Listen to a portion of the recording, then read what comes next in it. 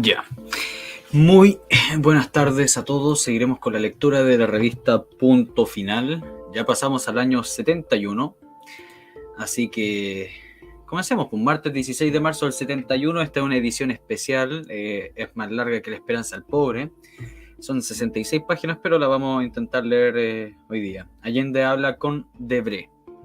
Esta es una entrevista fundamental dentro de la OPEPO. Y que ha pasado de repente bastante desapercibida de la historia. 16 de marzo. Ya partamos. Allende habla con Debré. Saltémonos esto, bla, bla, bla, bla. Acá está, comienza con el prólogo. Ya esto es Frey con Tomic. Esto no nos interesa. Hablan de acá de Recabarren. La muerte de Schneider, que ya lo hemos visto hartas veces. El Che. Esto podemos empezar a leerlo de acá. Ya ve, de acá. ¿O no? Ah, no tiene nada que ver. Era simplemente una foto de cuestión. Depositario de la fe del pueblo. La elección presidencial.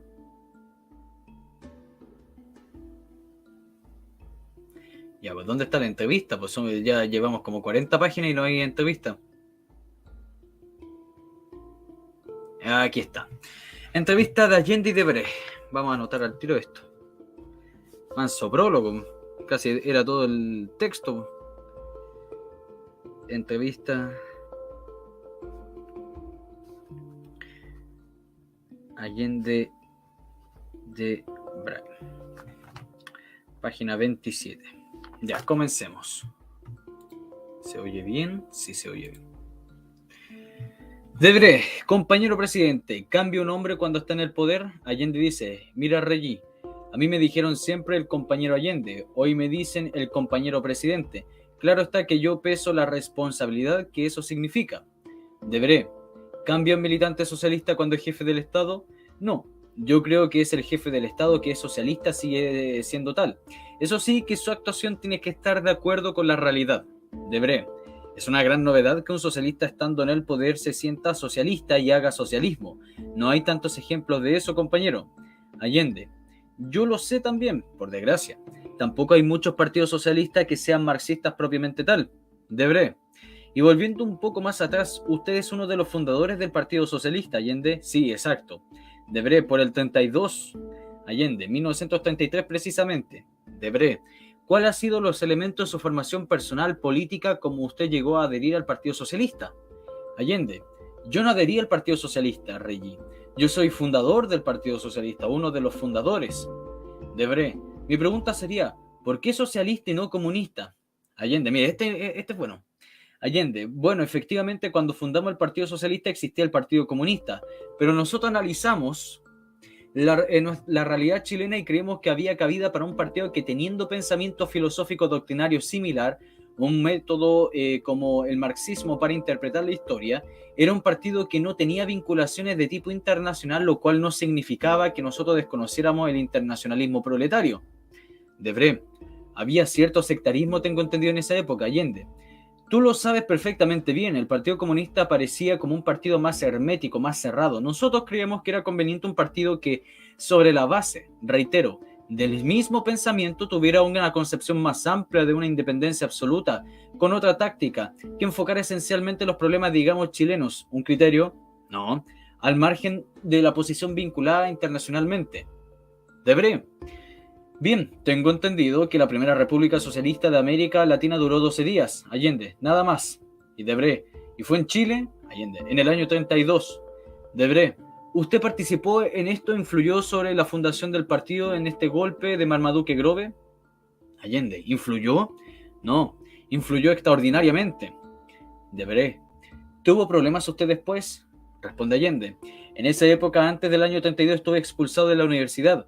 Fue en la época que se llamó la dictadura de Ibáñez, que sin duda no fue la típica dictadura de los países latinoamericanos. Es cierto, no fue lo mismo. La realidad chilena, y creíamos que había cabida para un partido que teniendo pensamiento filosófico doctrinario similar, Ah, no, pues repitieron la misma página.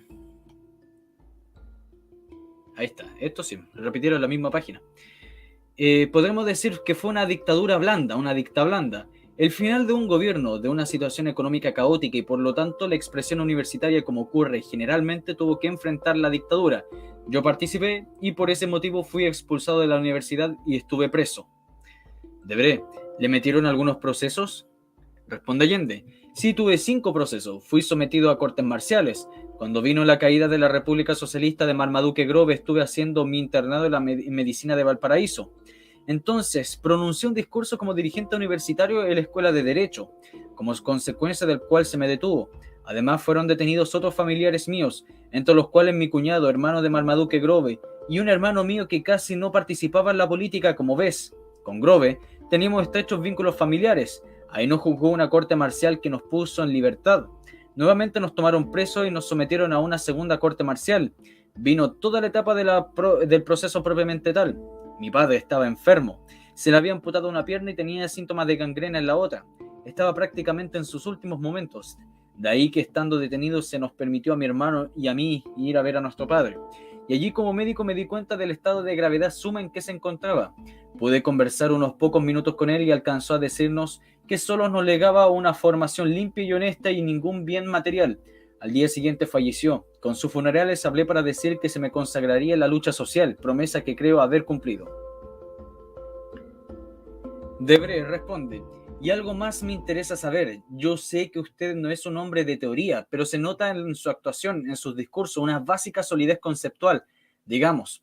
Entonces yo me pregunto, ¿cómo usted se acercó al marxismo-leninismo? Responde Allende. Bueno, la verdad es que en la época de estudiante, te estoy hablando del año 26-27, cuando recién ingresé a medicina, los estudiantes de medicina éramos los más avanzados. La avanzada. ¿Recuerdan que se los mencioné yo en la época que estábamos leyendo a Mario Góngora y todo eso? La avanzada. Éramos los más avanzados. Y después esa avanzada después se denominó vanguardia. Es lo mismo. Debré. ¿No eran los filósofos, los humanistas de la Facultad de Letras? Responde Allende. No, éramos los estudiantes de medicina por tradición. Nosotros vivíamos en esa época en un barrio que era modesto, convivíamos prácticamente con el pueblo. Éramos la mayoría de estudiantes de provincia y en la mayoría nos reuníamos con los que vivíamos en la capital, en la misma pensión, y en voz alta leíamos El Capital, a Lenin y también a Trotsky. Debré dice, se dice que esto lo diferenciaba de los camaradas del PC, que no leían a Trotsky, supongo. Allende responde, bueno, yo creo que algunos tendrían que el PC no lo leería, pero nosotros no teníamos fronteras. Yo sé perfectamente bien que no hay acción revolucionaria sin teoría revolucionaria, pero esencialmente yo soy un hombre que ha actuado. Desde estudiante estoy en la primera barricada y esto me ha enseñado mucho. Debré pregunta, si la universidad de la vida, dicen, pero hay otra también, es, digamos, la de los libros. Y una pregunta concreta, ¿usted leyó El Estado y la Revolución de Lenin? Allende, sí, claro. Debré, bueno, porque es lo mejor después. Vamos a hablar de un poco de eso. Allende responde, cité en muchos de mis discursos en el Parlamento párrafos de esa obra, los que motivaron crítica de los voceros de la prensa reaccionaria. Durante la última campaña presidencial, uno de esos voceros, el diario El Mercurio, reprodujo párrafos de ese discurso mío y párrafos de la obra de Lenin mencionada para señalar, por cierto, que lo que yo pretendía era suprimir el Estado burgués. Y lo que es cierto. Pienso que obras fundamentales como El Estado y la Revolución... le falta un pedazo. No, se saltaron la página 28. No, se comieron la página 28. Bueno, tampoco le podíamos pedir mucho. Saltémonos. Debré dice... No, vamos a Allende. Desde entonces la familia no ha desteñido. Debré dice... ¿Una tradición familiar pudo influir en su formación y recuerda algún otro tipo de influencia? Allende responde... Cuando era muchacho, en la época que andaba entre los 14 y 15 años, me acercaba al taller de un artesano zapatero anarquista llamado Juan Damarchi, para oírle su conversación y para cambiar las impresiones con él. Eso ocurría en Valparaíso en el periodo en que era estudiante del liceo. Cuando terminaba mis clases iba a conversar con ese anarquista que influyó mucho en mi vida de muchacho. Él tenía 60 o tal vez 63 años y aceptaba conversar conmigo. Me enseñó a jugar ajedrez y me hablaba de cosas de la vida, me prestaba libros. Debré, ¿cuáles libros? Todos aquellos, digamos, esencialmente teóricos de Bakunin, por ejemplo, y sobre todo los comentarios que eran importantes, porque yo no tenía una vocación de lecturas profundas, y él me simplificaba con esa sencillez y esa claridad que tienen los obreros que han asimilado las cosas. Claro, y después usted entró en la carrera política, fue diputado. Sí, pero primero inicié la carrera de medicina. Allí fui dirigente universitario y después para poder entrar a trabajar con los hospitales Valparaíso tuve que presentarme a 4 concursos y a pesar que era el único oponente no me nombraban porque había sido como estudiante. Entré a trabajar como ayudante de anatomía patológica, es decir, mi primer trabajo fue muy duro, muy pesado y tenía que hacer autopsias.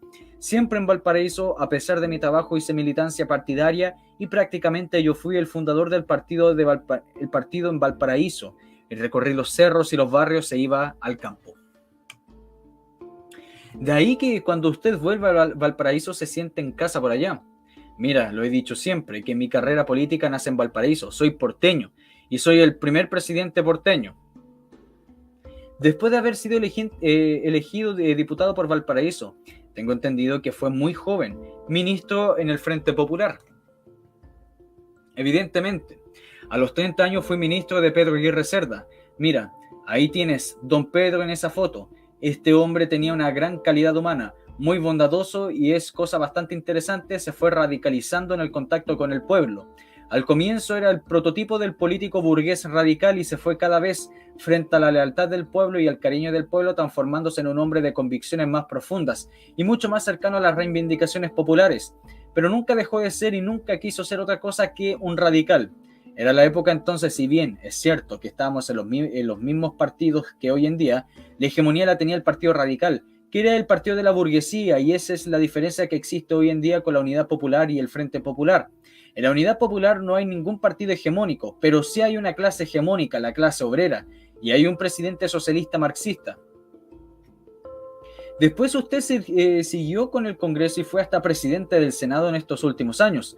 Como un hombre de la pequeña burguesía con todas esas amarras parlamentarias, masónicas, ideológicas y sociales, puede permanecer consecuentemente con una línea de acción revolucionaria. Después de haber atravesado por tantas latitudes burguesas y de las más representativas del sistema, ¿cómo es posible que haya logrado convertirse en un líder de masas, en el máximo responsable de un proceso que apunta a la revolución? Allende responde: muchas veces he pensado en esa cuestión. Primero hay un compromiso intelectual que surge en la juventud y más tarde surge el compromiso real con el pueblo. Soy hombre de partido y siempre he trabajado con las masas. Me siento un político criollo que está caminando muy apegado al pueblo. Pienso, Reggie, que una gran mayoría de los dirigentes revolucionarios han salido de la pequeña y mediana burguesía. Algunos de ellos, sin sufrir de su propia persona la explotación, la han comprendido, la han sentido y se han colocado al lado de los explotados contra los explotadores. Siempre llevé las instituciones que han enumerado mi posición política y siempre represento las ansias de justicia social del pueblo, exactamente como estoy representando ahora. Bueno, pasemos a otra cosa. Usted, compañero presidente, tiene 62 años y bien vividos. Usted pertenece a una generación, digamos, a la generación de los Betancourt, Aya de la Torre, Arévalo y Tutti Quanti. Esta generación hoy en día está liquidada políticamente. Ellos están en la prehistoria de Latinoamérica. Y usted está en medio de la historia contemporánea, proyectándose hacia el porvenir, porque ellos quedaron rezagados en el camino y porque siguió adelante usted. Mira, en primer lugar es bastante duro, pero lo que has dicho es justo. La verdad es la siguiente: el Partido Socialista a los 2 o 3 años convocó aquí en Chile a un congreso de los partidos populares de América Latina. En aquella oportunidad hubo un representante del APRA, de otros movimientos de tipo populista, pero ya se notó una diferencia porque el Partido Socialista era un partido marxista y éramos categóricamente antiimperialistas. El APRA también en aquella época se planteaba como un partido antiimperialista. La verdad es triste. ¿Qué ocurrió? Que cuando llegaron, por ejemplo, al poder en el caso de Venezuela, los partidos populares, especialmente Acción Democrática, no se luchó por transformar el régimen y el sistema y al contrario, se entendieron con el imperialismo. El APRA, por ejemplo, no ha llegado al poder, pero en esencia, para pretender abrirse un camino, morigiró y disminuyó y cambió su actitud frente al imperialismo. Y de allí porque, rebasados por la historia, hoy día esos partidos no representan ni interpretan los análisis del pueblo latinoamericanos. ¿Usted conoció personalmente a muchos de estos dirigentes? Sí, a todos. Por ejemplo, a Betancur vivió en Chile. Yo era ministro de Salud Pública de don Pedro Aguirre Cerda. Cuando llegó exiliado aquí, fuimos bastante amigos. ¿Y lo apoyó usted acá? Fuimos amigos. Él vivía frente a mi casa y entonces conversábamos diariamente. Debo advertirle que es un hombre de una gran agilidad mental, un gran periodista, magnífico orador y participó en muchas concentraciones del Partido Socialista. Hace tiempo atrás había una foto de Betancur, creo. Sí, en realidad no, está hace bastantes años cuando el Partido Socialista rompió con Acción Democrática. ¿Cuándo? Hará por lo menos 12 o 15 años. ¿Cuándo usted se le hizo patente el problema del imperialismo? Digamos, ¿cuándo usted empezó a descubrir su vocación antiimperialista? ¿Nunca la han descubierto los otros? ¿O si la han descubierto, la han abandonado? ¿Cuándo usted, digamos, se enroló a las filas antiimperialistas? Allende responde: yo creo que los que han leído a Lenin, y especialmente su obra El imperialismo, fase superior del capitalismo, ya tienen los conceptos teóricos. Esta cuestión del imperialismo tiene una connotación principal en los países subdesarrollados, y especialmente en los de América Latina. Los socialistas advertimos que nuestro enemigo número uno es el imperialismo, y por eso concedimos, y aún lo hacemos en la actualidad, primera prioridad, y en la liberación nacional. La penetración y la dominación del capital foráneo se hacen todos los últimos años, hasta ser casi invisible a la burguesía llamada nacional. El Partido Socialista tiene una tradición antiimperialista que se liga a la historia al proceso conocido en nuestro país como Revolución Socialista y que comienza el 4 de junio de 1932. Aunque de corta duración, el proceso dejó huellas importantes en el pensamiento de avanzada. En el programa de la acción económica inmediata de los revolucionarios del 32, que aquí tengo a mano, se escribió: nuestra clase privilegiada ha vivido embriagada con los lujos y la molicie que ha sido proporcionada del capital extranjero, a cambio de nuestras riquezas naturales y de la miseria del pueblo. Oye, que es cierto eso, ¿eh? Y es lo que he explicado yo muchas veces. Nosotros teníamos una aristocracia guerrera, y después de la guerra del Pacífico y sobre todo de la guerra civil del 91, nuestra aristocracia guerrera se transformó en una oligarquía parásita, en muchos casos, que le importa un pepino Chile, que solamente viven para ellos, que solamente se subordinan a los intereses de Norteamérica o de los anglosajones, y eso era.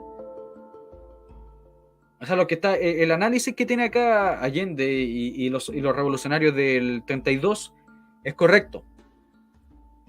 Y ojo, recuerden que la República Socialista fueron 12 días de gobierno de Grove y después el resto de los días, los 88 días, fue el gobierno de, bueno, casi en su totalidad el gobierno de Carlos Dávila. Y socialista no era socialista marxista. Podría considerarla como social nacional, porque tenían un discurso muy nacionalista, esta gente del 32. Pero no era marxista por si acaso. Debré dice: pero este antiimperialismo era el punto central del Frente Popular que emergió en Chile en 1936, que llegó al gobierno en el 38.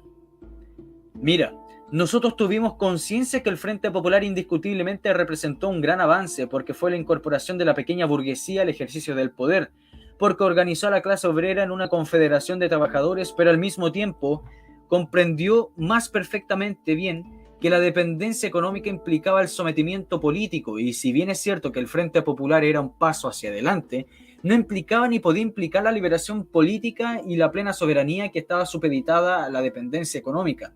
Nosotros conscientemente actuábamos en el Frente Popular como una etapa, pero indiscutiblemente cada vez veíamos que los problemas de fondo no podían solucionarse.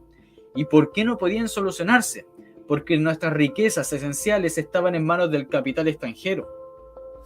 De ahí entonces que esa experiencia vivida fortificó nuestra convicción que la lucha esencial en los países capitalistas dependientes en vías de desarrollo es la lucha antiimperialista. Este es el fondo, la base de los otros cambios estructurales.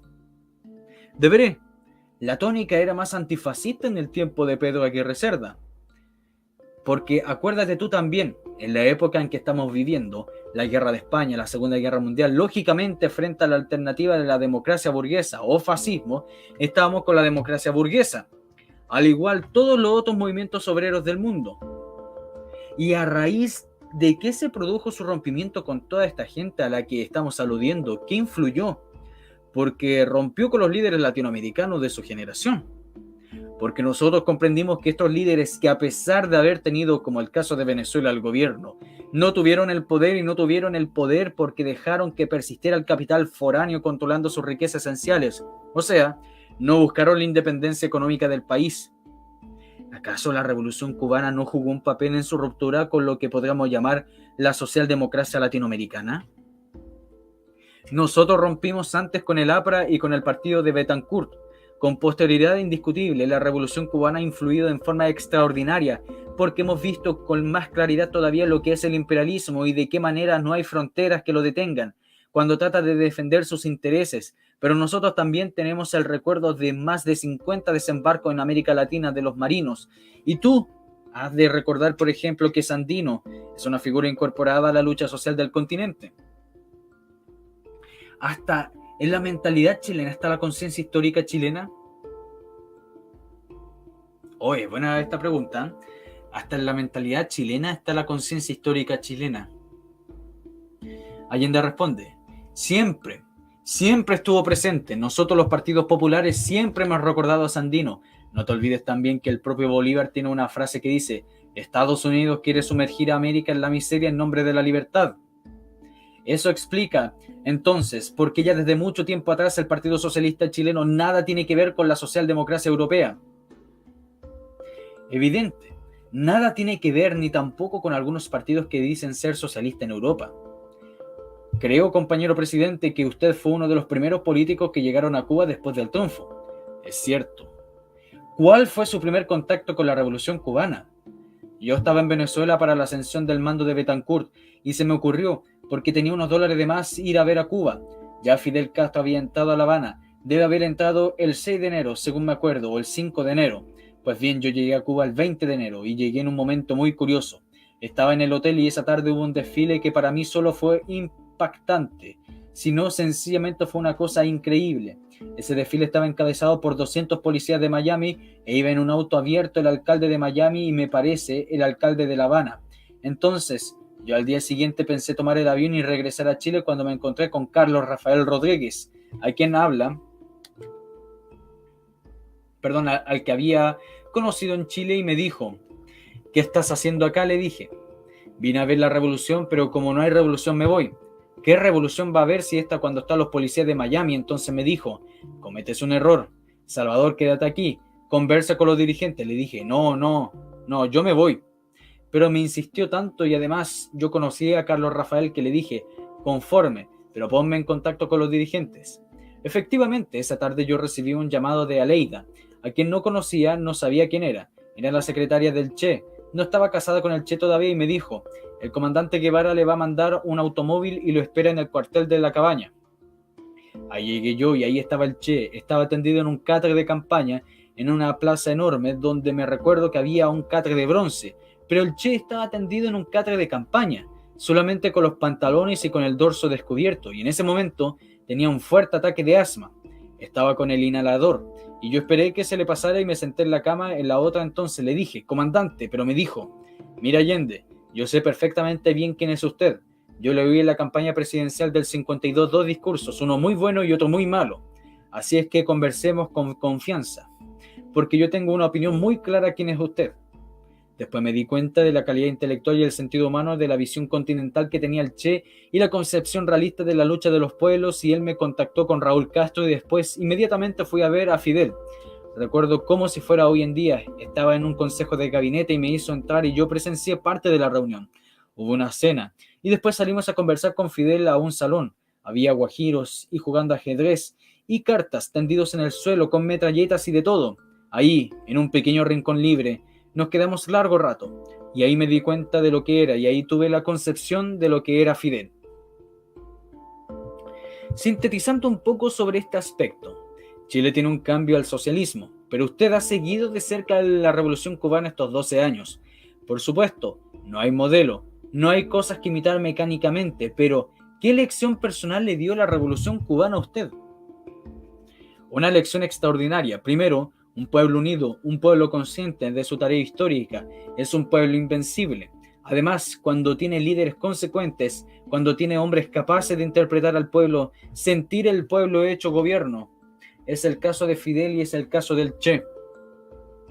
Hablaba usted de Fidel. ¿De dónde nació esa amistad entre ustedes dos? En realidad, desde el primer momento me impresionó esa inteligencia desbordante, esa cosa increíble y arrolladora, porque es como una especie de catarata humana, y su franqueza. Y nuestra amistad ha sido una amistad, a veces con discusiones profundas y fuertes, pero con franqueza siempre, siempre. ¿Cómo reaccionó Fidel cuando se enteró del triunfo de la Unidad Popular en Chile? Me envió una portada del diario Grana, el vocero oficial de la Revolución Cubana. En él se publicó la noticia de nuestra victoria electoral a lo ancho de la página.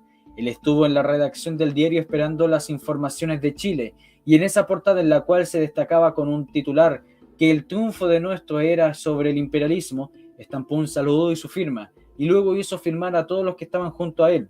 Guardó esa portada como recuerdo y además me llamó a la madrugada siguiente al día de la elección para saludarnos. Esto lo voy a anotar, esto es un dato interesante.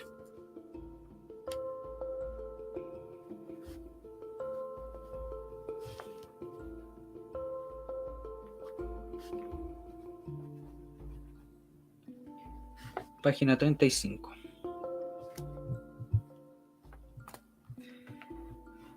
Ya, sigamos. Usted, compañero presidente, me habló del Che. ¿Cuál fue su relación personal con él? Ya te dije, la primera vez que llegué a Cuba me contacté con el Che. Desde ese instante tuve por él afecto, respeto, y creo podría decirte que fui amigo del Che. Tengo aquí un retrato de él que tiene una dedicatoria y dice: a Carmen Paz, Beatriz y María Isabel, con el cariño fraterno de la Revolución Cubana y el mío propio. Esto demuestra que conocí a mis hijas, que sabía familiarmente que le teníamos afecto y cariño, pero más que eso te quiero mostrar algo que tiene un valor inestimable para mí, algo excepcional que guardo como un tesoro: la guerra de guerrillas. Ese ejemplar estaba encima del escritorio del Che y debe haber sido el segundo o tercer ejemplar porque, me imagino, el primero se lo dio a Fidel. Y aquí tienes una dedicatoria que dice: a Salvador Allende, que por otros medios trata de obtener lo mismo afectuosamente el Che. ¿Tú te acuerdas después que en el año 61 se realizó en Uruguay, el balneario de la Punta del Este, una conferencia económica en la cual el presidente de Estados Unidos, John Kennedy, lanzó su programa de la Alianza para el Progreso? En esa reunión estuvo el Che y en ella pronunció su célebre y profética crítica al programa demagógico. Paralelamente, las organizaciones antiimperialistas uruguayas me invitaron a participar en una reunión que se efectuó en Montevideo destinada a responder a aquella realizada en Punta del Este. Otro de los invitados fue el Che y por ese motivo nos volvimos a juntar esta vez en Uruguay. Yo ofrecí 2 charlas y una el Che, con la que se clausuraron las jornadas antiimperialistas que tuvieron como escenario el Salón de Honor de la Universidad de Montevideo. A salir luego de la charla del Che, este me dijo: Salvador, salgamos separados para no dar un solo banco al caso atentado. Claro, o sea, una bala se los pide a los dos. Dice: abandonamos separados el lugar. Después nos enteramos que se produjo un atentado y que un desconocido agente reaccionario disparó sobre la masa que esperaba la salida de los líderes políticos, asesinando a un profesor uruguayo. Esa noche el Che me invitó a un hotel en que estaba hospedado para conversar durante la comida. En esa ocasión me presentó a su madre, la que quería mucho. En medio de la conversación me contó un secreto del momento. Al día siguiente viajaría a Buenos Aires en forma reservada, invitando por el presidente argentino de la época, el civil Arturo Frondizi. El viaje se realizó y la consecuencia del encuentro privado, pero evidentemente político, fue el derrocamiento de Frondizi. Poco después, el presidente de Brasil, Jânio Quadros, sería derribado por condecorar al Che a su paso por Brasil. La noticia de su asesinato me causó un pesar profundo. Compartí el dolor de los miles y miles de mis compatriotas. En verdad debo decirle, Reggie, que he conocido muchos hombres de las más altas responsabilidades, pero 2 personas me han impresionado por algo que no he encontrado en otras. Su mirada, el Che Guevara y Zhou Enlai. En ambas había una fuerza interior, en ambas había firmeza, en ambas había ironía. Cuando conversaba con el comandante Guevara y lo miraba, sabía la respuesta antes de que dijera con sus palabras. En su ojo vi muchas veces ternura y soledad. Lo que siempre me golpeó fue esa respuesta que, sin ser dicha, yo veía en sus ojos. Después del asesinato del Che, cuando la dictadura militar en Bolivia tuvo oportunidad de manifestar en diversos planos su solidaridad con la lucha revolucionaria del país hermano. Yo era presidente del Senado, tú sabes. Cuando llegaron aquí los guerrilleros que acompañaban al Che, entonces yo estuve con ellos en Iquique y después volé a Pascua, a Tahití con ellos.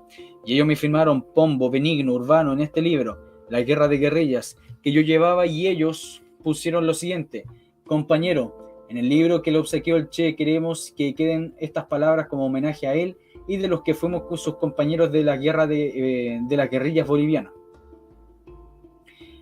Y ha sido valiente de su parte suya, porque tengo entendido que la derecha aprovechó mucho el gesto de solidaridad suyo para montar algunas provocaciones y gritar por todos lados qué pasa con Allende, está en contra del camino democrático. Ahí usted tuvo que no solamente defenderse, sino atacar a toda la burguesía que le cayó encima.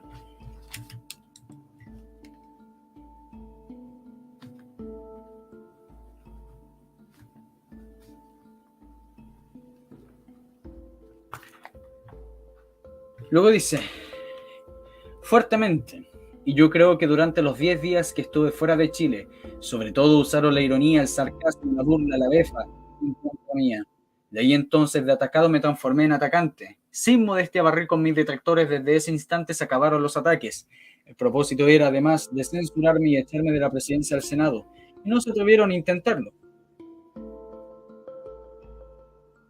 Cuando la transmisión del mando en el Estado Nacional, cuando usted pronunció su primer discurso político como presidente, estaba el retrato del comandante Guevara. Usted lo mencionó como ejemplo para la juventud chilena. Una pregunta: ¿por qué usted, con posiciones políticamente distintas a las del Che, sigue asumiendo la bandera del Che Guevara, de la Revolución Cubana, del internacionalismo latinoamericano? Porque yo creo indiscutiblemente que la vida latinoamericana pocas veces, o quizás nunca, ha habido un hombre que haya demostrado más consecuencia con su idea y más generosidad y más desemprendimiento. El Che lo tenía todo, renunció a todo por hacer posible la lucha continental. Ahora la respuesta de por qué está en la propia dedicatoria del libro del Che, para Allende, que por otros caminos trata de obtener lo mismo. Había diferencias indiscutiblemente, pero formales. En el fondo las posiciones eran similares, iguales. Diferencias tácticas, exacto. Cada dirigente debe proceder al análisis concreto de una situación concreta. Esa es la esencia del marxismo. Por eso, cada país frente a su realidad traza su propia táctica. Fue de la llegada de los guerrilleros latinoamericanos acá, cuando lograron romper el cerco militar boliviano en febrero del 68. Creo que usted estuvo en Canadá en una conferencia de la solidaridad con Vietnam y después hizo un viaje por Asia revolucionaria. Fui invitado a Corea y a Vietnam. ¿Influyó ese viaje sobre su pensamiento político? Desde luego, no modificó mi pensamiento político, sino que lo robusteció. Corea me impactó fuertemente por el nivel alcanzado en su desarrollo económico, sabiendo lo que significa la lucha de Corea y comprendiendo que el primer armisticio firmado por el ejército americano fue con los coreanos, y sabiendo lo que existe hoy todavía en Sur Corea, después en Vietnam. Y ahí se reafirmó mi convicción, la que yo había sentido y palmado en Cuba: un pueblo unido, un pueblo con conciencia política, un pueblo cuyos dirigentes tienen una fortaleza moral. El prestigio y el ascendiente de Ho Chi Minh es un pueblo invencible. Me impresionaron el coraje y la vitalidad de todo este pueblo, de los contactos que puede tener con los compañeros de Vietnam del Sur. Saqué una lección de claridad y de amplitud política. Los 10 puntos del programa del Frente Nacional de Liberación son un ejemplo de esta amplitud. La concepción que tienen del Frente Revolucionario como Frente de la Patria me interesó mucho. A propósito, y antes de hablar en términos propiamente políticos, creo que usted vio a Ho Chi Minh muy poco antes de su muerte. Yo creo haber sido, fíjate, uno de los últimos latinoamericanos, o mejor dicho, uno de los últimos políticos que tuvo la oportunidad de estar con Ho Chi Minh, y ha sido para mí lo más interesante de mi vida. ¿Cómo era? ¿Qué impresión le dio? En primer lugar, era un hombre más alto que el término medio de los vietnamitas, un anciano de una dignidad, de una mirada transparente, diáfana, de una modestia increíble.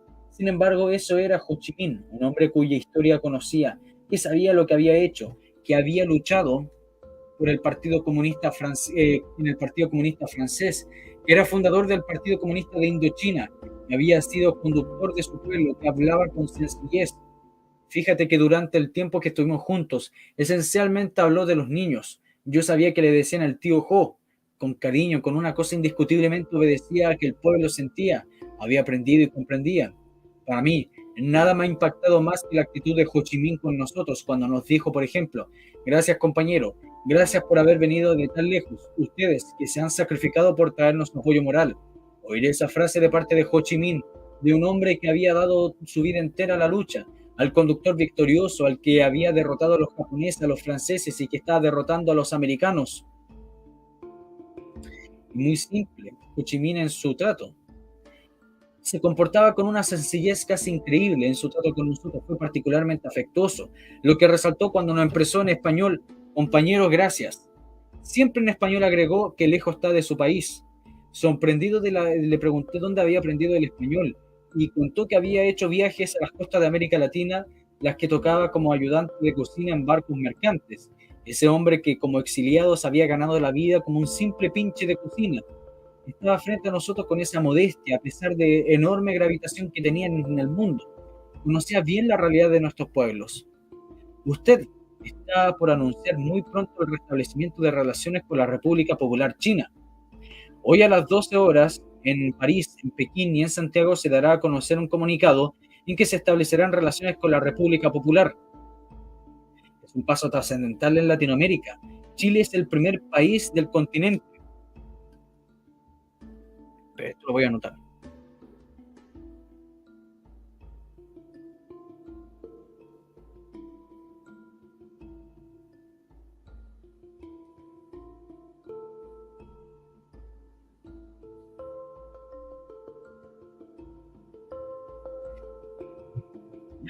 Sigamos.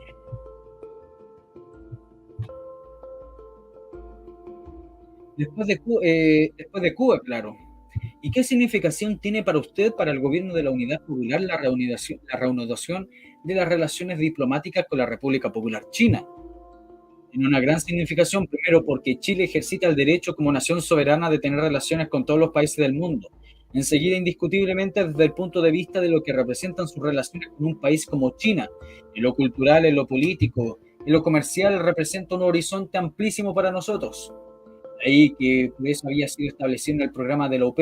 Porque debo decirte, Reggie, que tanto las relaciones con Cuba, las relaciones con China, y hoy aquí una delegación comercial de Corea, la habrá de Vietnam, el restablecimiento de las relaciones con la República Democrática Alemana, son cosas que el pueblo ha conquistado, son cosas que el pueblo ha hecho posibles por su conciencia política.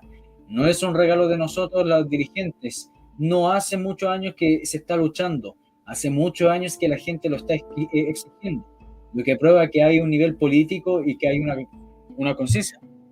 Bueno, yo creo que aquí hay chamullo de Allende, porque yo creo que nadie está pidiendo, bueno, la gente pobre, la gente que votó por la UP no estaba pidiendo, queremos relaciones con la Alemania del Este. Yo creo que era, queremos casa, queremos alimento, queremos cuestiones básicas. Yo creo que eso pedía la gente pobre, no estaban pidiendo, queremos relaciones con Laos. Bueno, Debré pregunta, ¿usted siguió el curso de los acontecimientos en China últimamente? Me refiero a todo el proceso de la revolución cultural. Allende responde, sí. ¿Qué significación le ve a este proceso? Allende responde, sería quizás una pedantería de mi parte que intenta hablar mucho sobre la revolución cultural china. De Chile es difícil atisbar procesos lejanos. Las informaciones sobre ese proceso, sobre ese fenómeno, cuya magnitud no subestimó, han llegado a Chile deformadas y tergiversadas. Por eso no tengo la pretensión de llegar a la profundidad de este proceso. Entiendo que Mao Zedong, como revolucionario, se ha preocupado de destruir los elementos paralizantes y neutralizadores de la revolución. Estos elementos hay que prevenirlos para evitarlos. Ahí, mi entender, está la significación de la revolución cultural. En última instancia, son las masas las que deciden y el partido no puede actuar por encima de ellas. Eso pudiera ser una significación de valor universal. Si me lo permite, compañero presidente, quisiera hacerle una última pregunta de orden personal, antes de hablar de la situación actual chilena en sí misma. Usted fue varias veces candidato a la presidencia de la República, pero sabemos bien que la presidencia de la República no representa para usted un fin, sino un medio. Digamos, enfrente de la lucha más que puede utilizar un revolucionario. ¿Cómo resulta en la práctica esta función de presidente? ¿No tiene algo paralizante, protocolar, agotándose en su propia formalidad? ¿No siente el peligro de que la institución lo vaya dominando poco a poco? Esto lo voy a anotar porque es muy interesante.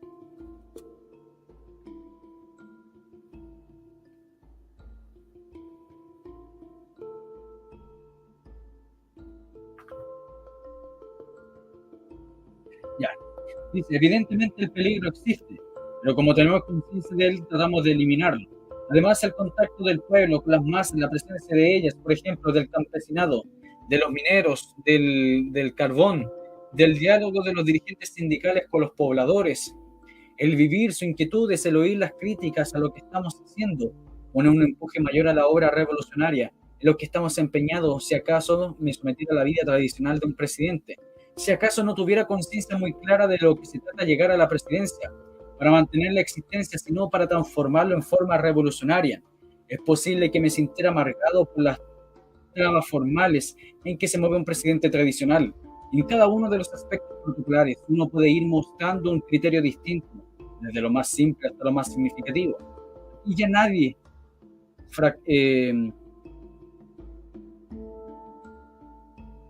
no sé qué dice que usa. Aquí ya nadie usa frac, se refiere a la ropa. Aquí ya nadie usa frac. Sí, pues sí, Allende fue el primer presidente que no usó frac. El último que utilizó frac fue Frey. ¿Ven? Ahí ya entendí a qué se refiere. Aquí ya nadie usa frac para las ceremonias oficiales. Tampoco utilizamos además las carrozas del palacio. Hemos roto el concepto tradicional del protocolo. ¿Por qué? Porque cuando conversamos con la gente le planteamos nuestros puntos de vista, señalamos lo que somos, dónde vamos. No son conversaciones sin contenido, se trata de utilizar los canales diplomáticos para hacer conciencia de cuál es la realidad de la cual estamos enfrentados. Deberé preguntar. Hablemos ahora de la situación actual en Chile. Con Frei, se acabó el reformismo, fracasó el reformismo. Con usted, en el gobierno, el pueblo chileno ha escogido la vía de la revolución. Pero, ¿qué es revolución? Es sustitución del poder de una clase por otra. Revolución es destrucción del aparato del Estado burgués y su reemplazo por otro. Y acá no ha pasado nada de eso, entonces, ¿en dónde estamos? Allende dice, perdón compañero, vamos por partes. Efectivamente, el pueblo chileno escogió el camino de la revolución y no hemos olvidado un principio fundamental del marxismo, la lucha de clases.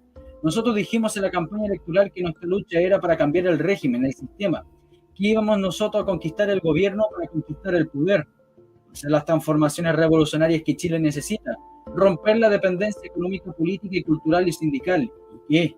¿No ha pasado nada? ¿En qué país estás tú? Pero espera, mira, Reggie, nosotros en estos pocos meses que llevamos en el gobierno han hecho muchas cosas. Sí, hemos hecho bastantes cosas. Hemos podido hacerlas porque detrás de ella está la tradición de la clase trabajadora chilena, en que empezó a luchar a fines del siglo pasado, que despuntó en este siglo como una fuerza pujante. En 1909 se fundó en Chile la Federación Obrera. Nació como una organización mutualista, pero en 1919, con un programa nuevo, se propone abolir el régimen capitalista. Debes considerar la tradición de la lucha de clase obrera chilena. En pasajes de su desarrollo se han producido coincidencias con fuerza de la pequeña burguesía. También debes recordarte que en Chile hay partidos de masas que representan genuinamente la ideología de la clase obrera. En la actualidad el pueblo está en el gobierno y desde él lucha por ganar el poder, con un programa que es de la unidad popular y con una vanguardia formada por dos partidos marxistas, socialista y comunista, y por otros dos partidos de extracción popular burguesa, radical y socialdemócrata, y dos movimientos de similar extracción, el movimiento cristiano MAPU y la Acción Popular Independiente API. Además, el gobierno cuenta con el apoyo de la clase trabajadora organizada, la Central Única de Trabajadores. Este es un gobierno de clase porque la ideología predominante en él es la clase trabajadora. En el gobierno no están representados los intereses de la clase explotadora y en cambio, en el gabinete hay asalariados, entre ellos 4 obreros. Y en ese gobierno, que la mayoría del pueblo reemplazará a la minoría que lo gobernó hasta el momento, y en cuanto al Estado burgués dentro del momento actual buscamos superarlo, sobrepasarlo. Pero aquí sí intacta la democracia burguesa. Usted, digamos, tiene el poder ejecutivo, sí, pero no el legislativo y el judicial, ni tampoco el aparato represivo. La legalidad, las instituciones, esas no las hizo el proletariado. La Constitución la hizo la burguesía para sus propios fines.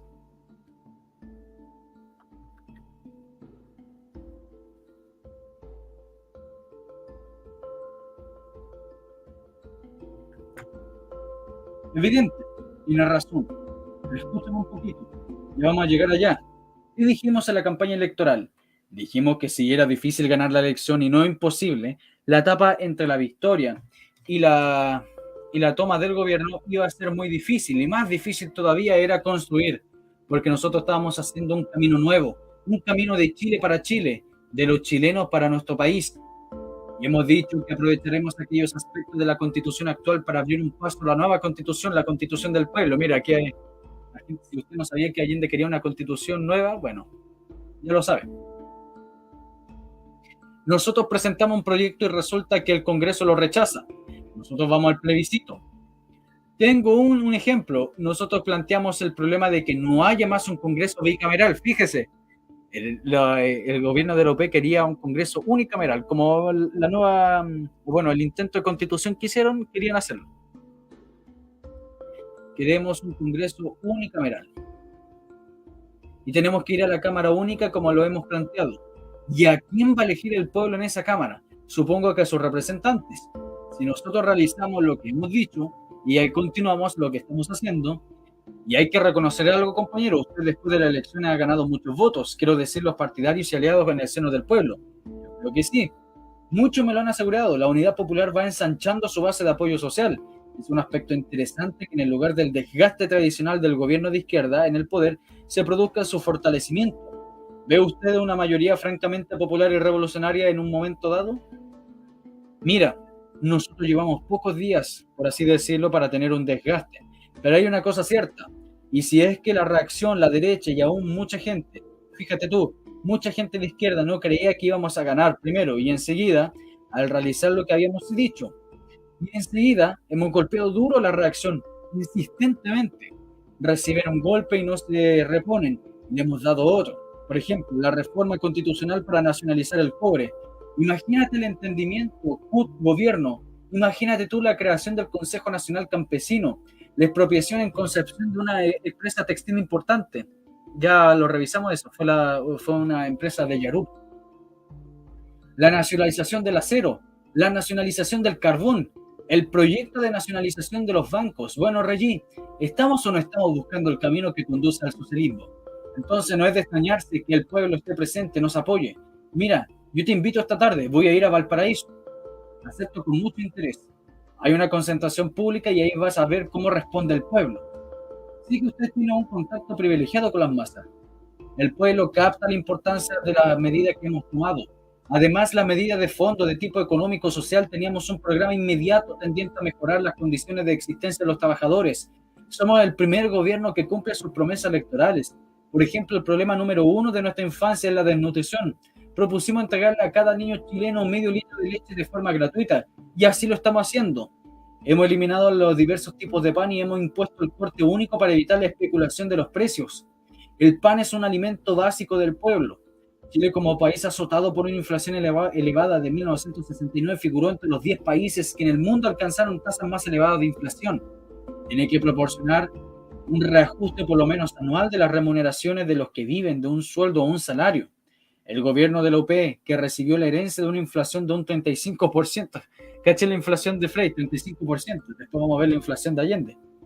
Tiene que reajustar las remuneraciones por ley del 71. Esta vez el proyecto que hemos representado al Congreso no es tradicional. Se procura convertir esta ley en un elemento que ayude al desarrollo económico. No solo se persigue devolver al poder adquisitivo perdido por los trabajadores, se busca estimular la demanda para acelerar el desarrollo económico interno, que fue detenido por el gobierno burgués de la democracia cristiana. No tengas temor, no vamos a olvidarnos que hemos dicho que vamos al camino al socialismo. No, me doy cuenta que Chile tiene condiciones muy específicas y que era necesario transitar por este camino. Lo importante es que esté caminando de verdad y en 2 meses se ha avanzado mucho. Pero vuelvo a mi pregunta, compañero Allende. ¿Los trabajadores detrás de usted han conquistado el gobierno? Y si le pregunto cuándo y cómo van a conquistar el poder, ¿qué me contesta usted? Contesto que lo vamos a conquistar cuando el cobre sea nuestro, cuando el hierro sea nuestro, cuando el salitre sea auténticamente nuestro, cuando hayamos hecho una profunda y rápida reforma agraria, cuando controlemos el comercio de importaciones y exportaciones por parte del Estado, cuando colectivicemos gran parte de nuestra producción Y digo gran parte porque honestamente le hemos planteado al país en el programa que habrá tres áreas: el área de la economía social, el área mixta y el área privada. Entonces, si estas cosas, hacer válida la soberanía y recuperar las riquezas básicas, atacar a los monopolios, no conducen al socialismo, yo no sé qué conduce al socialismo, pero el poder indiscutiblemente lo tendremos cuando Chile sea un país económicamente independiente. Y de allí que nuestra línea esencial, vital, sea antiimperialista, como etapa inicial de los cambios estructurales. De allí que el proyecto de más trascendencia es el que permite nacionalizar el cobre, la riqueza fundamental de Chile. ¿Y qué piensas tú? ¿No es cierto que está bien? Está bien, sí. Sin duda que en este momento el énfasis principal de la acción, el frente de la lucha principal, es lo que concierne a la infraestructura económica. Para entenderlo, basta recordar con la fraseología pseudo-socialista de la demagogia populista, que tiene una larga historia en este continente y que se dirige por no tocar precisamente las bases económicas y financieras del sistema capitalista. Pero no se puede reducir el problema del socialismo al problema de propiedad de los medios de producción. Usted, compañero presidente, sabe mejor que yo que la nacionalización en sí significa poco. Queda por ver si la nacionalización puede convertirse de un simple acto jurídico por parte del Estado a una verdadera socialización, o sea, en un control y una gestión efectiva y eficaz por parte del Estado. Y eso no depende simplemente de la voluntad, sino del desarrollo general de las fuerzas productivas. Queda por ver la naturaleza de clase del Estado que nacionaliza los medios de producción. Queda por ver si las relaciones de poder y de autoridad entre los hombres en el mismo centro de producción cambian realmente, aún que sean teóricamente los trabajadores dueños de las fábricas, de la tierra, etcétera. Usted conoce el eslogan de Lenin: el socialismo es la electrificación más los soviets. Podríamos cambiar los términos que no correspondan a la realidad chilena, pero hablamos ahora de la parte soviets y no solamente de la parte de electrificación, de la parte hombres y no solamente de la parte cosas. Es verdad que si el asunto se mira desde el punto de vista de la construcción de una sociedad socialista, una vez superados los decisivos y absorbentes problemas actuales de la Constitución y el afianzamiento del poder popular y la destrucción de la base económica del capitalismo monopolista, son otros los problemas que comienzan a pasar a primer plano. Como tú bien indicas, aparecen los problemas de manejo y del crecimiento de las fuerzas productivas socializadas y las nuevas relaciones entre los hombres y la producción y fuera de ella. En relación con lo primero, tú tienes que saber que una de las características del capitalismo chileno ha sido su marcado carácter monopólico, aunque estructurado sobre una base productiva bastante débil. En la industria, por ejemplo, el número inferior al 3% de la empresa maneja más de la mitad de todos los recursos industriales: capital, volumen de venta, utilidades, etcétera. Más aún, la mayoría de estas empresas y las de los demás sectores están dominadas por un puñado y no más de medio centenar de grupos industriales, comerciales y financieros. Ahora bien, el Estado de Chile tiene una larga tradición de intervención con la actividad económica, de un contenido capitalista, por supuesto, multiplicidad de empresas estatales, control de precios y abastecimientos, control total o parcial del comercio exterior, etcétera. Si lo encontramos desde este punto de vista, en esta antesala del socialismo que son los monopolios y el capitalismo del Estado, lo esencial es cambiar el contenido económico y de su gestión. Para ello necesitamos expropiar los medios de producción que aún tienen carácter privado. La infraestructura de las fuerzas productivas y de su control está en parte importante preparada.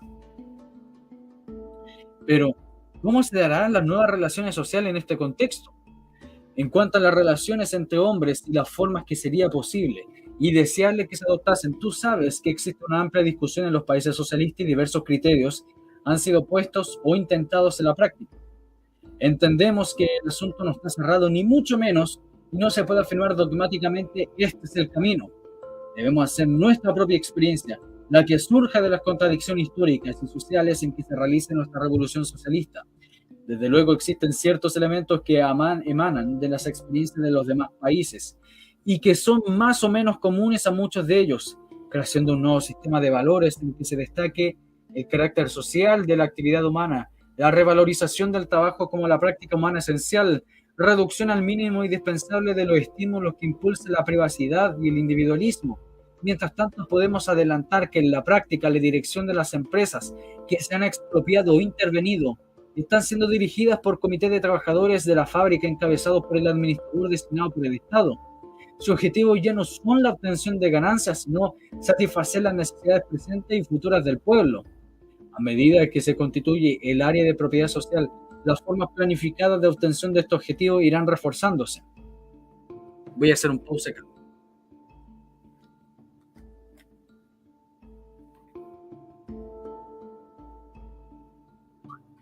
Ya. Acá Allende está vendiendo le está vendiendo la pomada a Regis Debray. Porque si bien en las fábricas que han sido expropiadas o intervenidas, porque existe dos diferencias, intervenida y expropiada. Expropiada ya pertenece al Estado. Intervenida es que todavía tiene un dueño particular, pero está siendo supervisada por el Estado, podemos decir esta cuestión. Y entonces las dos formas de penetración estatal, si podemos llamarlo así, existen los denominados interventores, que serían como los gerentes denominados por el Estado. Y van a tener una gran cantidad de problemas. Muchos de los paros que van a existir va a ser producto de los interventores. Los obreros se van a levantar contra la UP por culpa de los interventores, porque a los obreros se le prometieron, ustedes ahora van a ser los líderes de esta empresa.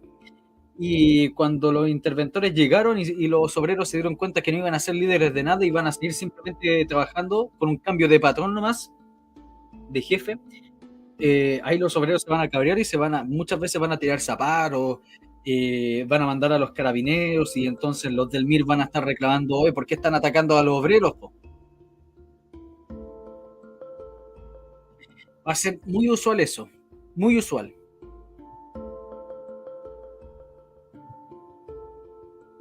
Ya, dice: compañero presidente, usted como marxista sabe muy bien que ninguna clase social abandona el poder de buen grado. Ya sabemos que el pueblo no está todavía en el poder, pero al menos está en el gobierno, y parecería para uno que mira de afuera las cosas que el cambio de gobierno se produjo con mucha gentileza, con mucho estilo. Por ejemplo, cayó en mis manos un artículo reciente del periódico Le Monde. Es un diario de izquierda francés, en el cual se puede leer textual que por primera vez en la historia el marxismo en Chile se instaló cómodamente en un sillón democrática de la democracia burguesa. ¿Han sido de verdad tan cómodas las cosas? ¿Ha sido de verdad todos esos señores del gobierno anterior tan benevolentes con el gobierno de la Unidad Popular? Yo creo que hay una imagen muy desfigurada respecto a la resistencia de los sectores reaccionarios a que nosotros llegáramos al poder. En la etapa electoral recurrieron a todos los medios. Ya en el año 58, ya en el año 64, la difamación, la mentira, la calumnia, un anticomunismo soez, vulgar, y en el año 70 todavía peor. Bueno, ellos se equivocaron, no nosotros. Ellos fueron tan insolentes que creyeron que podían triunfar aún a 3 candidatos. Ganamos, pero Regín, debo decirte, yo le dije al pueblo, y te lo acabo de decir hace un instante, pero te lo voy a ampliar. Ganar es difícil, pero no es imposible. Ganamos dentro de sus reglas de juego. La táctica nuestra fue correcta, la de ellos equivocada. Pero yo le dije al pueblo, entre el 3 de septiembre y el 4 de septiembre, Chile se va a sacudir más que una pelota de fútbol pateada por Pelé. Se lo dije así para el pueblo que lo entendiera. El diario Le Monde puede decir lo que quiera, pero su realidad en Chile ha sido muy distinta de eso. Del 4 de septiembre, día que fui elegido presidente, hasta el 3 de noviembre del 70, fecha en que tomé el mando, yo no fui un hombre que se preparaba para tomar el gobierno, fui prácticamente un director de investigaciones. Durante ese periodo, ¿y esa función no estaba en manos del personero anterior de gobierno? Por supuesto, que había un director general de investigaciones, pero que no tenía interés en proteger la legalidad que daba la Unidad Popular al gobierno. Yo le notifiqué oportunamente a este funcionario que un poderoso industrial textil había preparado un autoatentado que consistía en hacer explotar una bomba en su hogar para justificar su salida con capitales de Chile. El jefe policial no tomó medidas y la bomba explotó. El Yarur. Pero no fue exactamente así.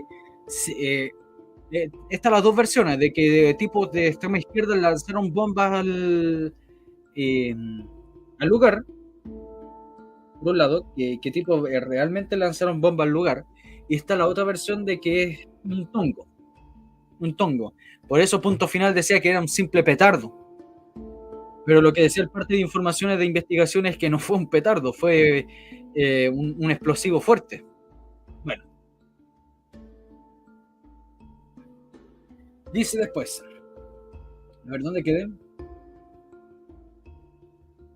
Fueron detenidos con posterioridad los autores del autoatentado entre las protestas y denuncias públicas nuestras, pero el magistrado encargado de hacer el sumario los puso en libertad y los sujetos miembros de un partido político ultra reaccionario huyeron de Chile. Para que comprenda mejor que este caso, debo señalarte que en la primera fase de la conspiración de los enemigos de Chile y de su clase trabajadora fue la alarmista para provocar pánico en los sectores más débiles. El terror de estos contribuía a asustar a otros y así podía ponerse en práctica otra fase de la conspiración que por lo demás fue organizada. Algunos de estos estaban en la organización de un plan conspirativo. Retiraron espectacularmente los fondos de los bancos, lo que impulsó a miles de angustiados ciudadanos a retirar los suyos de los centros de ahorro.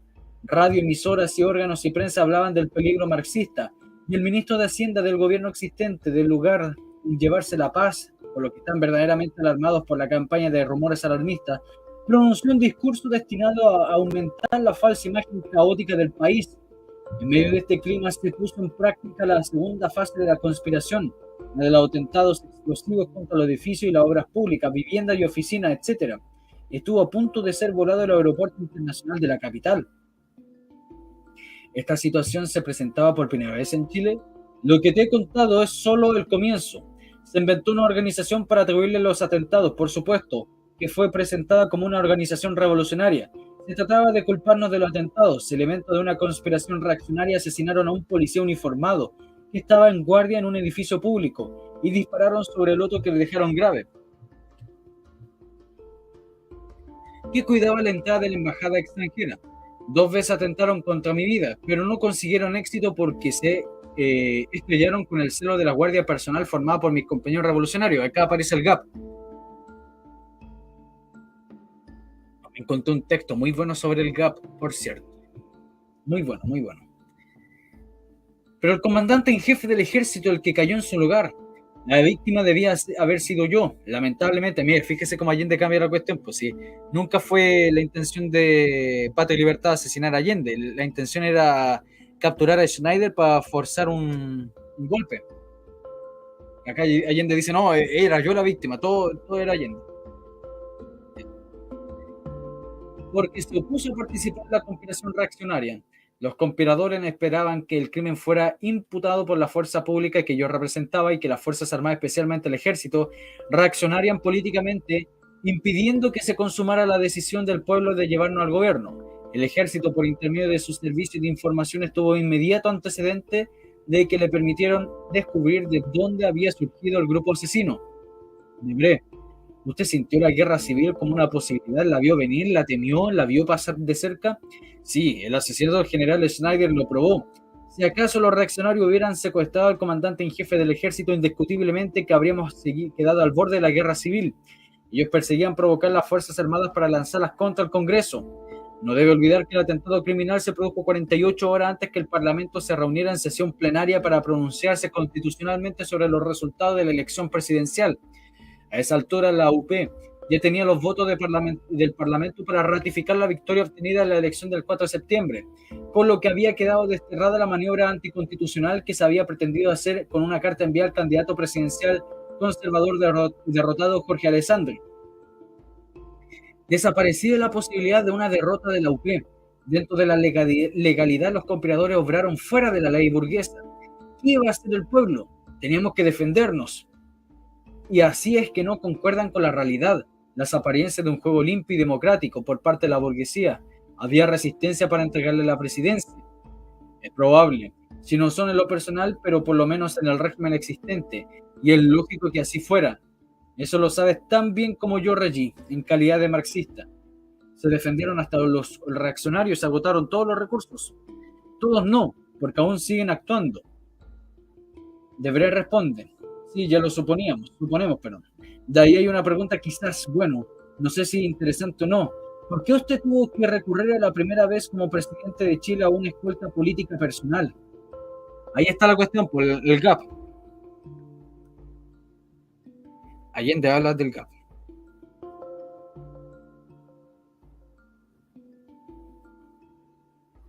Página 44. Ahora recurrir, como tú lo dices, a un grupo de compañeros, porque yo no podía confiar en la policía política de la burguesía. Yo sabía que el director de investigaciones no hacía nada por descubrir los responsables del atentado. Más todavía, tenía la seguridad de que él conocía a alguno de ellos. Entonces tenía que buscar yo los medios que me garantizaran no por mi vida, sino por lo que ella representaba. Entonces tengo aquí conmigo a estos compañeros jóvenes, cada uno con una probada trayectoria revolucionaria, todos militantes y voluntarios para organizar y controlar la seguridad mía. Debré, ¿no se sentía antes protegido por el gobierno? Allende, no, ya te lo había dicho, los jefes de investigación estaban comprometidos. ¿Es cierto que hubo atentados contra familiares suyos enfrente de su casa, que usted tuvo que salir apuntando con pistola en mano porque el gobierno había olvidado ponerle carabineros? Lo que te puedo decir, eso sí, es que yo tenía confianza en el comportamiento que asumiría las Fuerzas Armadas. Respecto al cuerpo de carabineros, debe tomar en cuenta que las instrucciones más que las imparte el gobierno por intermedio del ministro del Interior. Además, cuando se produjo uno de los atentados contra mi hogar, había un solo policía en la puerta y no tenía órdenes de disparar. El grupo atacante era numeroso, lo que me obligó a salir a la calle con una pistola para disparar y amedrentar a los integrantes que huyeron. Debré dice, ¿cómo interpreta usted que para recorrer los primeros trechos de la llamada Vía Pacífica, justamente usted tuvo que pedir ayuda a un personal de hombres y métodos que poco tienen que ver con esa línea? Eso es la forma, porque si nos separan las diferencias tácticas, la finalidad es la misma. Tú sabes perfectamente que ahora en Uruguay los tupamaros, que nada tienen que ver con el Partido Socialista ni con el Partido Comunista, están respaldando la posibilidad de una unidad amplia en Uruguay. Tú sabes perfectamente bien que casi hubo un enfrentamiento entre el MIR y el Partido Comunista como consecuencia de la elección universitaria en Concepción, y yo me movilicé y contribuí a que esto no ocurriera. Recuerden el asesinato del de este cabro Flores, que lo vimos el viernes. El Partido Comunista, un grupo de partidos de tipo del Partido Comunista se pelearon con los del MIR. Incluso leímos la entrevista del Miguel Enríquez.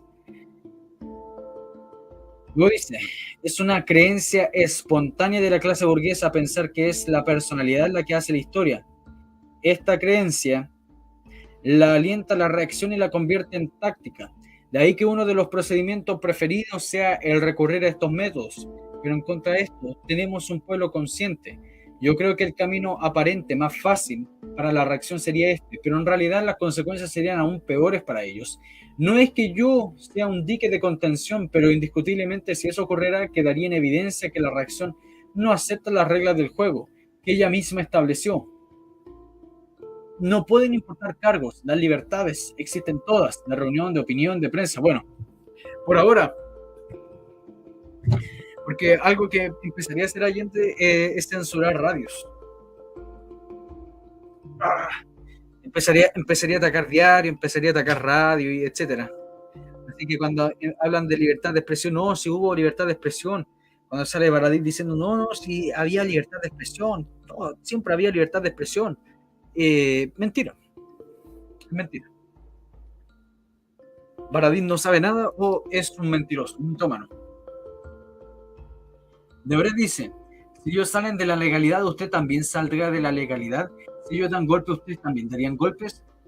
Si ellos nos dan un golpe legal, nosotros daremos 100 con toda seguridad. Algo me ha sorprendido es la relativa desmovilización popular. Concretamente hubo una gran movilización popular cuando las elecciones, pero hoy en día parece haber decrecido. Entonces, ¿cómo piensa transformar a una masa electoral en una masa revolucionaria?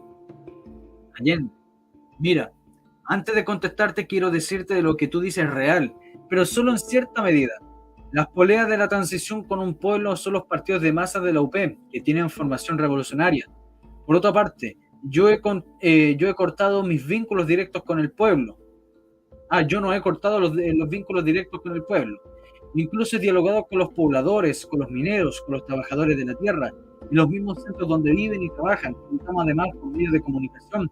No todos están de manos del enemigo, no estamos tan desposeídos de medios. ¿No extrañará el riesgo de una generosidad casi paternalista en la conducción del proceso? Yo no quiero decir que caudillismo, sino que usted deja caer decretos sobre un pueblo que lo acepta, que lo entiende por lo general, pero que no lo ha pedido concretamente, que no lo ha buscado. Usted dice, el pueblo es gobierno, el pueblo entró a la moneda. ¿Cómo piensa hacer realidad esa consigna? En primer lugar, tú tienes que ubicarte en Chile. Tú sabes que la lucha de los partidos revolucionarios es una lucha de decenios. No puede ignorar que en Chile se produce un fenómeno singular en el mundo de la unidad de los partidos socialista y comunista, ambos marxistas en la acción. fenómeno que tiene más de 15 años de existencia, lo que no ha quitado a cada uno de esos partidos sus propias características. Tampoco puedes olvidar que hay un programa común de las 6 fuerzas políticas que fuerza la OP y que un programa señala el camino del socialismo. El proceso chileno no es paternalista ni carismático. En lo personal, yo he dicho y lo reitero que yo no soy un mesías ni un caudillo. Bien sabemos que desde la base nace el poder popular. Concretamente, tú no puedes olvidar que las organizaciones de la base de la UP son sus comités encargados de vigilar el cumplimiento del programa. Pero tengo entendido que estos comités nacidos al calor de la lucha preelectoral han decaído bastante desde el triunfo. Sí, en eso te encuentro la razón, pero han decaído porque han estado, por decirlo así, solicitados por toda una gama de responsabilidades que es bastante amplia. Tenemos en ejemplo a las CUP, preocupados por la distribución de medio litro de leche, a los CUP preocupados en el campo agrario de la reforma, perdón, preocupados en el campo agrario, la tierra, en los problemas de los fondos de la reforma agraria.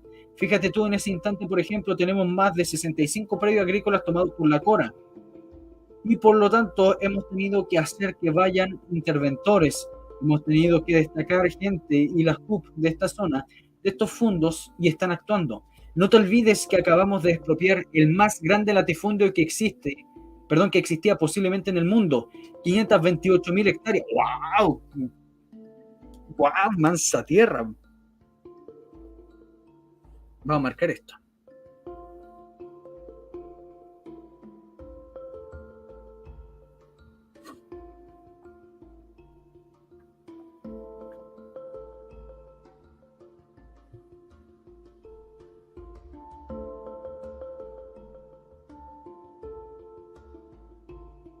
Ya. 528.000 hectáreas y uno que sería feliz con una pura hectárea nomás. Debré dice, en eso noto, quizás una contradicción, se nota arriba una gran dedicación, una gran voluntad revolucionaria, y abajo nota un empuje de masa desposeída de los pobladores, de los sin casa, pero desorganizada y a veces caótica. ¿Cómo piensa establecer una relación organizada entre el empuje de masas desde abajo y las responsables de la dirección nacional? Las correas de transición existen, son los partidos, los gremios, las organizaciones de masas. Por lo demás, en todas las etapas iniciales de un proceso revolucionario se producen estos desajustes. Acuérdate de los cambios incontrolables cuando la reforma agraria de la Unión Soviética. Acuérdate también de Cuba al principio. Precisamente, usted habla de Cuba. Yo noto algo que todo el mundo nota cuando llega acá. En Chile hay una tradición, un gran nivel político, un capital político en el pueblo. En Cuba nunca lo tuvo, en el 59 por razones que se explican fácilmente. ¿Cómo piensa aprovechar esta superioridad en cuanto a las condiciones subjetivas se refiere? Si no lo aprovechamos sería un crimen político. Y ha de saber que ese capital es de reserva, es la base sobre la cual descansa la posibilidad de derrotar a nuestros enemigos internos y al imperialismo. Un pueblo concientizado es un pueblo organizado. Un pueblo de este nivel político puede alcanzar las metas que se fije. El pueblo es uno solo y la unidad popular son 6 movimientos o partidos. ¿Usted ve más adelante su unidad en una sola fuerza política? Eso se verá en la marcha. La dinámica del proceso revolucionario irá creando las condiciones en un determinado momento para algo así como el Partido de la Revolución. Pero hablar de estos instantes de un partido único de la revolución es una utopía. En un tiempo más, si las condiciones van madurando, quizás sea necesario. Pero vamos primero operando dentro de la realidad que tenemos. Esta realidad es dinámica. La unificación será más fuerte mientras más fuerte sea la resistencia de los enemigos. Y ellos seguirán resistiendo. Todavía están conspirando. Reyí, te digo, por ejemplo, tenían una fecha, el 5 de febrero, para actuar. Nosotros lo sabemos. Tenemos las medidas tomadas y eso sí que la respuesta no la van a olvidar. Además, un partido único no puede instaurarse desde arriba por una media burocrática. Es necesario, ante todo, que las masas lo anhelen y tengan necesidad de él. Evidente, evidente. Mira a Julio César, no era un marxista, pero decía, apresúrate lentamente. Debré, sí, para ir tan lejos hay que caminar a su paso. ¿Estamos de acuerdo? Pero lo decía porque extraña un poco esta dispersión entre los movimientos de la OP. Por lo menos algunos se pueden agrupar, se pueden aunar o no. ¿No piensa, por ejemplo, que la izquierda católica se pueda agrupar más en torno a un programa popular? Evidente. No faltan las organizaciones políticas como por ejemplo el MAPU, Movimiento de Acción Popular Unitaria, desprendido de la democracia cristiana, susceptible de canalizar el pensamiento auténticamente cristiano, el pensamiento cristiano de izquierda. Tú los has visto y es importante. La Iglesia Católica chilena tiene una actitud hoy como no la tuvo ayer, como no la tiene la Iglesia en otras partes del mundo. Acuérdate de los obispos en Medellín y la actitud que observaron ahí los propios obispos chilenos. Tú no estabas aquí para la transición de mando, pero te advierto una cosa, el Te Deum ecuménico ha sido de lo más significativo de lo profundo y de lo más profundo. Además, aquí hay un sector llamado la Iglesia Joven, en plena actuación de la cual militan sacerdotes que viven en las poblaciones y que acompañan a los pobladores en las tomas de terreno. En ese instante acababa de publicarse en los diarios un llamado de los católicos en la provincia de Cautín, denunciando a los terratenientes. Hay un germen revolucionario en esas capas católicas que uno no se imagina. Eso tenemos que organizarlo, eso tenemos que unificarlo. Actualmente y hasta hoy se ha dado a la legalidad burguesa un uso revolucionario. Pero ¿hasta cuándo se podrá actuar así? Hasta hoy se ha revertido su legalidad burguesa en contra de la misma burguesía. Esta ha sido una gran fuerza de la unidad popular, teniendo en cuenta que Chile, como se dice, es un país que cuando hay problemas se llama al abogado, mientras otros se llama a la constitución, perdón, al comandante. No haberlo regalado a la legalidad al adversario. Pero vendrá el momento en el cual el adversario de clase va a salir de su propia legalidad, y eso ya está ocurriendo. Los latifundistas en Cautín están armados, provocando enfrentamientos violentos contra los trabajadores del agro. Existe un serio contrabando de armas desde el extranjero. Existen serios planes subversivos en el curso. ¿Cómo piensa responder a la sedición? Nosotros la vamos a contener primero, con la fuerza de su propia ley. Además, a la violencia reaccionaria vamos a contestar con la violencia revolucionaria, porque sabemos que ellos van a romper las reglas del juego. Por el momento, para quedarnos en el terreno de la legalidad, te voy a decir lo siguiente.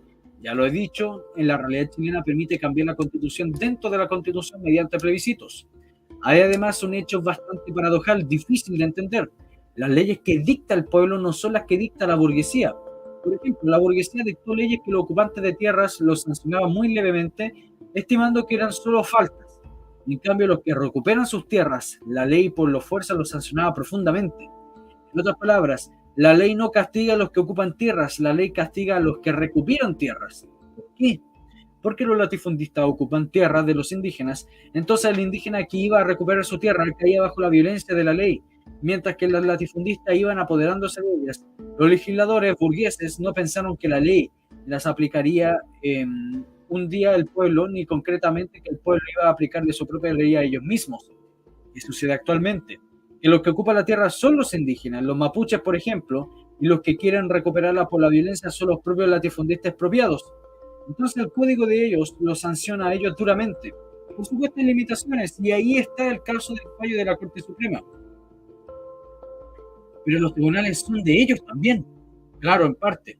Debo decirte que una parte de ellos, la más alta, la Corte Suprema, acaba de propiciarle un golpe al pueblo, por lo tanto a su gobierno. La Corte Suprema ha absuelto de toda investigación a un senador que, a juicio de los representantes de la justicia militar que pesquisa el asesinato del comandante en jefe del ejército, debe ser interrogado porque hay fundada sospecha de su comportamiento. La casi totalidad de los ministros de la Corte de Apelaciones 17 y 18 acogieron el planteamiento de la justicia militar, pero la mayoría de los miembros de la Corte Suprema lo desechó. Este tribunal especialmente ha sido acusado de ejercer sus tareas con un evidente comportamiento clasista. Estos han impedido que se investigue con más energía y profundidad un delito en el cual participaron conspiradores de la reacción. No se trata de sancionar solo a los autores materiales del crimen del comandante en jefe del ejército.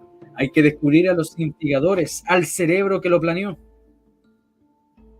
¿Van a tolerar que se destape íntegramente el caso Schneider? Nosotros estamos haciendo todo lo que está en nuestra parte para que así sea, y creo que lo vamos a conseguir. Además, no te olvides, está por medio de la dignidad y el prestigio del ejército de Chile. Se asesinó al general Schneider porque se opuso a la conspiración política preparada por la reacción. No vamos a tolerar que se eche tierra sobre su muerte. El comandante en jefe representó la tradición de las Fuerzas Armadas en Chile. Su asesinato obliga a sancionar a los verdaderos culpables.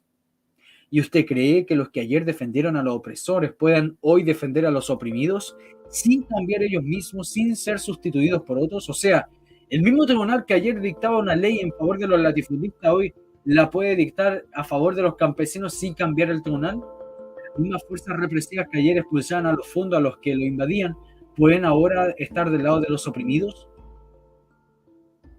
Hemos propuesto reformas a los tribunales de justicia y las haremos las leyes.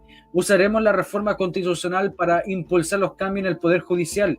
Ya te he dicho que el rechazo total de un proyecto de la reforma de la Carta Fundamental nos llevará al plebiscito y ganaremos porque le demostraremos al pueblo que las modificaciones están destinadas a hacerle justicia. Por primera vez, respecto a la fuerza encargada de mantener el orden, tiene que estar de medio, tiene que estar de acuerdo en que ahora el orden lo impondremos nosotros. Nosotros lo dijimos durante la campaña electoral. Las otras fuerzas políticas reaccionarias llevan el desorden social en sí mismas porque están llamadas a mantener una situación que protege a una minoría sobre los intereses aplastados de la mayoría. Nuestro es un gobierno de la mayoría. No pienses esquemáticamente en el número de los votos obtenidos por la candidatura del OP. Hoy la plataforma popular del gobierno es mayor y lo será más aún, porque despertará la conciencia del pueblo. Yo he hablado con los oficiales del Cuerpo de Carabineros y les he dicho que queremos una fuerza policial respetada por la ciudadanía, porque estará dedicada exclusivamente a protegerla de los delincuentes. Les he dicho que no pueden los carabineros usar sus armas contra el pueblo. Mira, cachen esto. Si existe alguna similitud, vamos a notar esto.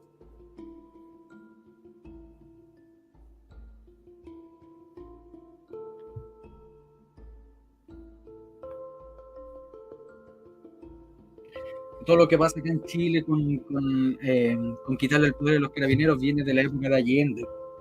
Y todo lo que están viendo hoy en día es cierto de que uno se puede convertir en niño gato, y que el niño se cree niña, que la niña se cree niño, se cree pájaro, y cuestión, ese estilo está una cuestión progre de ahora, burguesa liberal. Pero, pero estas cuestiones más profundas, el atacar a los carabineros, el atacar a las instituciones, la infiltración a la Corte Suprema, porque vieron sus errores, hicieron su autocrítica, dijeron, no podemos dejar a estos burgueses reaccionarios en la Corte Suprema, tenemos que sacarlo, tenemos que infiltrar todo el aparato de justicia. Entonces tomaron los instrumentos, ahora simplemente falta la toma del poder, y eso es lo que intentaron hacer en 2019.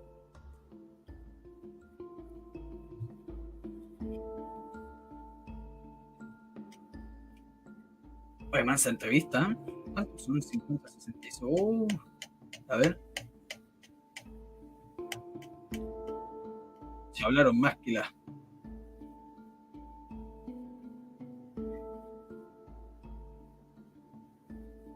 Hablaron caleta.